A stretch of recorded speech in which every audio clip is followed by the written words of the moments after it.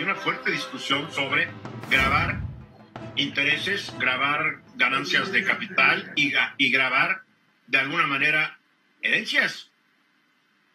Se está armando una fuerte discusión porque en ese país, al igual que en México, durante los últimos años se aprobaron reformas fiscales que tendieron a favorecer a los más privilegiados a costas de los que estamos en el talón diario, vamos a decirlo así. Liliana, además de Estados Unidos, creo que hay otros países que están viendo cómo graban la riqueza. Número uno, cómo definir cuál riqueza y cuál es la riqueza excesiva. Ahí empieza el gran problema, ¿no? Así es, Eduardo. Mira, como tú comentabas en el segmento anterior, definitivamente pues, los indicadores económicos de la mayoría de los países en el mundo pues no son lo que quisieran, ¿no? Y ello, pues evidentemente derivado de la pandemia y de los efectos económicos que está tenido. Ahora, como tú bien dices, pues los países, los gobiernos, las secretarías de finanzas están pensando cómo hacerse de más recursos y cómo poder aumentar la recaudación. Y es aquí donde ha venido como un peloteo de ideas, muchas de ellas malas, algunas de ellas no tan malas, y el día de hoy quería presentar en el programa lo que es un impuesto a la riqueza.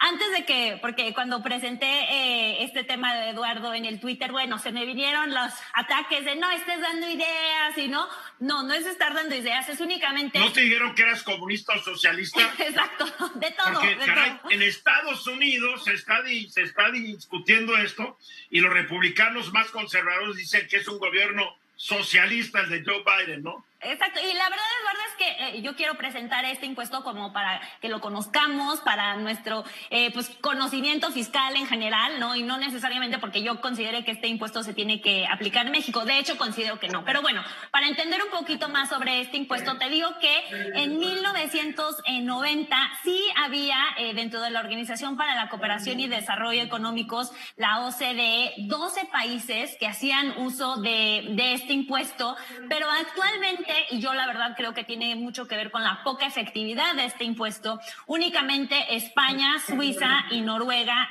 lo aplican. Si vamos a la región de América Latina y el Caribe... A ver, España tiene un gobierno socialista, Noruega tiene un gobierno muy mixto, donde hay estatismo y hay capitalismo, y creo que Suiza es como que uno de los países más capitalistas del planeta Tierra, ¿no? Así es, Eduardo. A todos los espectros. De todos los aspectos. Y de igual forma, Eduardo, creo que tenemos una combinación en América Latina de este tipo, en el sentido que no hay una línea específica, ¿no? En América Latina tenemos a Argentina, a Colombia y Uruguay, ¿no? Ahora, ¿qué implica este impuesto o qué grava? La realidad de las cosas es que este impuesto grava lo que se denomina como el patrimonio neto, que esto quiere decir que la base del impuesto son todos los activos de una persona menos sus deudas. Ahora, cuando yo digo todos los activos, me refiero, por ejemplo, a los activos financieros, y dentro de estos activos financieros pues entran los depósitos bancarios, los bonos, las acciones, etcétera. Ahora, dentro ¿Tus de los activos fijos como tu casa, etcétera, no entran? Todo, Eduardo, de activos Todo. fijos, propiedades. Todo lo que seas dueño de, hacen la suma y ese es tu valor y le quitan lo que debes. Sí, pero fíjate, incluso o sea, para que la gente entienda la dimensión de esto, Eduardo, las obras de arte que tienes en tu casa, tus joyas, me encanta porque incluso dicen tus yates y tus jets, como si fuera algo tan común, pero son tus... Bueno, Álvaro, por eso ya no le gustó la idea. Exacto, sí, porque no quiere que le graben el yate. Yates, ¿no? Vehículos privados, etcétera, Eduardo. Pero otro tema importante... A ver, nomás para decirte, este es un concepto que en Estados Unidos se usa mucho, que es el net worth. ¿Cuánto vales? Suma tus activos, quita tus pasivos, y eso es lo que vales. Y si tú vas a pedir un crédito en Estados Unidos hipotecario de consumo de empresa, es lo primero que te piden. En México no se acostumbra. Oye, Eduardo, pero además no nada más son los activos que tú tengas en el país, por ejemplo, aquí en México, sino además son todos los otros activos que tú tengas en el ámbito internacional, ¿no? Que los encuentren. Ese es el problema, Eduardo. Ahí vamos a entender un poco cuál es parte del problema, ¿no? Lo que también muchas de las recomendaciones dicen es que, a ver, si un gobierno está teniendo conflicto en realmente recaudar de manera eficiente los impuestos que ya tiene, llámese impuestos al consumo, impuestos especiales, impuestos a la renta, No te metas con un impuesto que es muchísimo más complejo, ¿no? Porque evidentemente lo que la gente en donde aplican estos impuestos, lo primero que hace, pues es esconder las joyas, los coches, las propiedades, ¿no? Entonces, es un impuesto que tiene... No, vives con el terror, ¿no? Si escondiste las joyas, si fuiste a la fiesta y alguien te tomó la foto y entrando a los Oscar, ya te fastidiaron, ¿eh? Exacto. Y mucho, este impuesto, Eduardo, o por lo menos el discurso detrás de este impuesto en muchos de los países, pues tiene que ver con el tema de la desigualdad, ¿no? El mismo Banco Interamericano de Desarrollo dice que el 10% más rico de la población de la región latinoamericana gana 22 veces más que el 10% más pobre. Y esto ya lo sabemos, Eduardo, pero esto ya es una opinión más personal. Yo creo que el tema primordial que ahorita tenemos que atender y además como consecuencia de la pandemia es la pobreza. Claro que la desigualdad es un tema que se tiene que atender, pero lo más importante es que las personas tengan las condiciones mínimas para vivir, ¿no? Y en consecuencia también debemos de venir, evidentemente, ocupándonos del tema de la desigualdad. De hecho, el tema de la pobreza se va a poder ir subsanando poco a poco en la medida también que los países pues vayan teniendo un crecimiento mejor del que tuvieron este año.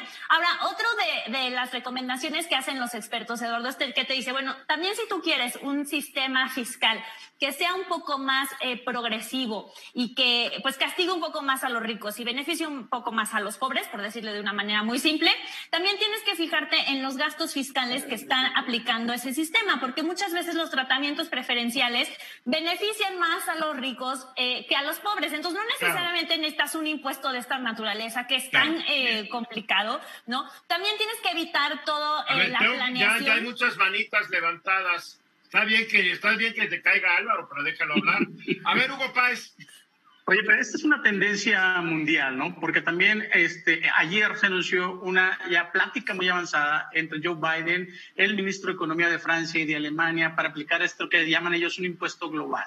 Y esto se trata de que para las hiperriquezas de las corporaciones transnacionales que se van a un país o a otro, andan saltando para evadir este tipo de impuestos aterrizados a los países, pues hacer una comunidad y que no hagan esto. De hecho, Jeff Bezos de Amazon se pronunció a favor de este impuesto. Y no estamos hablando de cualquier cosa, es 21%.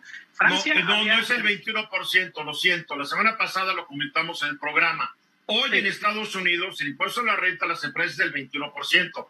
Joe Biden quiere que sea el 28% y que ese sea el nivel internacional. 28% para que se dejen de pelear por lo menos Europa, algunos países asiáticos y Estados Unidos y Canadá, dejen de pelearse para ver quién baja más los impuestos para jalar para allá las empresas. Así es. Vamos a ver, ¿no?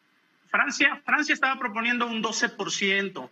Alemania creo que al final está quedando entre un 20 y un 28%, como tú dices, Eduardo. Todavía no se define exactamente cómo va a ser. Yo no sé Francia, 12%, a duras penas pueden mantenerse ya los franceses, por favor. Sí. A ver, por eso Macron se ha vuelto más impopular, porque de repente dice estupideces. Álvaro. Así es. A ver, yo creo que el tema de fondo aquí es que hasta dónde se pintan las líneas y las rayas. Y creo que ese es el centro de la discusión.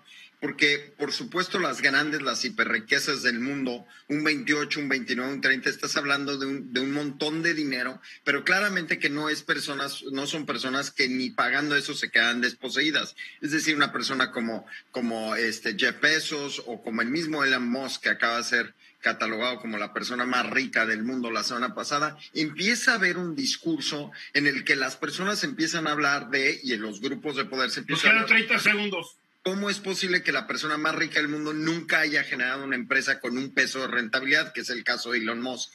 Entonces, claramente hay un desbalance en el sistema económico y eso es lo que se busca regular con estas iniciativas. A ver, Ramsés, tienes 10 segundos. Rapidito, puede haber una mayor recaudación, pero el problema hay que saber en qué se va a gastar y para qué. Sí, una reforma fiscal, ¿no, Liliana? Eduardo, pues creo que no van a hacer una reforma fiscal este año. Bien, mensaje, regresamos. Esta fue una producción de Grupo Fórmula. Encuentra más contenido como este en radioformula.mx.